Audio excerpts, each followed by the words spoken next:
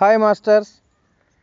రోజుకు ఒక మంచి మాటలో ఈరోజు ఒక యోగి ఆత్మకథ 99వ రోజు తెలుసుకుందాం. ఈరోజు ఒక సరికొత్త అధ్యాయం సిలువ గాయాలతో ఉన్న నాయమన్ ధరిసాను గురించి తెలుసుకుందాం. యోగానంద రా, భారతదేశానికి తిరిగి వచ్చేయి. నీ కోసం 15 ఏళ్ళు ఓపిక పెట్టి ఎదురు చూశాను. త్వరలోనే నేను ఈ శరీరాన్ని వదిలి అటు తర్వాత నా కాంతిమయ నివాసాన్ని చేరుకుంటా. ఒకనాడు మౌంట్ వాషింగ్టన్ ప్రధాన కార్యాలయంలో నేను ధ్యానం చేసుకుంటూ ఉండగా శ్రీ యుక్తేశ్వర గారి స్వరం నా చెవిలో వినిపించి నన్ను ఆశ్చర్యచకితుని చేసింది. ఆయన సందేశం ఒక్క రెప్పపాటు కాలంలో 10,000 మైళ్ళు ప్రయాణించి మెరుపులా నాలోకి దూసుకొచ్చింది. 15 ఏళ్ళు. అవును, ఇప్పుడు నడుస్తుంది 1935. మా గురుదేవుల ఉపదేశాలని అమెరికాలో వ్యాప్తి చేయటానికి 15 ఏళ్ళు గడిపా. ఇప్పుడు ఆయన నన్ను వెనక్కి పిలుస్తున్నారు. తర్వాత కొద్ది వ్యవధిలో నా ప్రేమిత్రుడైన శ్రీ జేమ్స్ జెన్లిన్కు నా అనుభవం చెప్పాను. ప్రతిరోజు క్రియాయోగ సాధన వల్ల ఆయన పొందిన ఆధ్యాత్మిక అభివృద్ధి గణనీయతను బట్టి నేను ఆయన్ని తరచుగా లిన్ ఋషి అని పిలుస్తూ ఉండేవాడిని. సనాతన యోగ పద్ధతి ద్వారా ఆత్మ సాక్షాత్కారం పొందే నిజమైన ఋషుల్ని పాశ్చాత్య దేశాలు కూడా తయారు చేస్తాయని బాబాజీ చెప్పిన జోస్యం నెరవేరటం, ఈయన్ని మరికొందరు పాశ్చాత్యం చూసినప్పుడు ఇది ఎంతో నిజమని సంతోషించాను. నా ప్రయాణపు ఖర్చులకు తామే విరాళం ఇస్తామని పట్టుబట్టి ఔదార్యం చూపించారు లిన్. ఆర్థిక సమస్యల పరిష్కారం అవడంతో నేను యూరప్ గుండా ఇండియాకు ఓడలో ప్రయాణం చేయడానికి ఏర్పాట్లు చేసుకున్నా. 1935 మార్చిలో సెల్ఫ్ రియలైజేషన్ ఫెలోషిప్ సంస్థను కాలిఫోర్నియా రాష్ట్ర చట్టాల ప్రకారం చిరస్థాయిగా మనుగడ సాగించడానికి రూపొందించిన మతాంతరహితమైన లాభార్జనరహితమైన సంస్థగా రిజిస్టర్ చేయించా.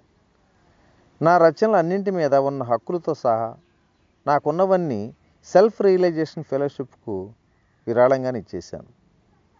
అనేక ఇతర మత విద్యా సంస్థలాగే సెల్ఫ్ రియలైజేషన్ ఫెలోషిప్ కూడా సభ్యులు ప్రజలు అందించిన ధర్మనిధుల మీదే విరాళాల మీద ఆధారపడింది. నేను మళ్ళీ వస్తాను అమెరికా అని అన్నడు మర్చిపోను అని చెప్పాను నా విద్యార్థులకు. ప్రేమాస్పదులైన మిత్రులు కొందరు లాస్ ఏంజల్స్లో నాకు ఇచ్చిన వీడ్కోలు విందులో వాళ్ళ మొహాల వైపు చూసి ఎంతో కృతజ్ఞతతో ఇలా అనుకున్నా, ప్రభు, ఒకే ఒక ప్రదాతవు నువ్వేనన్న సంగతి గుర్తించుకున్న వాడికి మర్చుల్లో స్నేహమాధుర్యం కొరవట్టం ఉండదేమో. 1935 జూన్ 9న న్యూయార్క్లో యూరోపా అనే ఓడలో బయలుదేరాను. నాతో పాటు 2 విద్యార్థులు కూడా వచ్చారు. అందులో నా కార్యదర్శి శ్రీ రిచర్డ్స్ రైట్, మరొకరు సిన్సినాటి వాస్తవ్యులైన ఒక పెద్ద వయసావిడ మిస్ ఎట్లీ బ్లెట్స్. అంతకుముందు హడావిడికి భిన్నంగా స్వాగతించదగిన రీతిలో సముద్రయానపు రోజులు ప్రశాంతంగా గడిచాయి. చాలా ఆనందం పొందాం. అయితే మా విశ్రాంతి కాలం స్వల్పమే అయింది.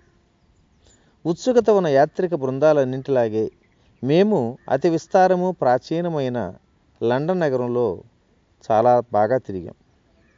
నేను వచ్చిన మర్నాడు కాక్స్టన్ హాల్లో ఏర్పాటైన పెద్ద సభలో ఉపన్యాసం ఇవ్వమని నన్ను ఆహ్వానించారు.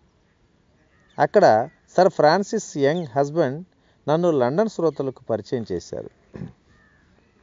మా బృందం స్కాట్లాండ్లో సర్ హ్యారీ లేడర్ గారి ఎస్టేట్లో ఆయన అతిథులుగా హాయిగా ఒకరోజు గడిపాం. ఆ తర్వాత మా బృందం ఇంగ్లీష్ ఛానల్ దాటి యూరప్ ఖండంలో ప్రవేశించాం. నేను బవేరియాకు ప్రత్యేక యాత్ర చేయాలని అనుకోవటమే దానికి కారణం. కానర్ స్రాత్రోలో ఉండే ధరిసా నాయమన్ అనే గొప్ప క్యాథలిక్ భక్తురాలను దర్శించడానికి నాకు ఇది ఒక అవకాశం అని కూడా భావించాను. కొంతకాలం క్రిందట నేను ఒక వ్యాసంలో ధరిసా గురించి విస్మయం కలిగించే సమాచారం చదివి ఉన్నా. అదేమిటంటే 1898 గుడ్ ఫ్రైడే నాడు జన్మించిన ధరిసా 20వ ఏట ఒక ప్రమాదంలో గాయపడిందట. ఆమె గుడ్డిదయింది, పక్షవాతం కూడా వచ్చింది.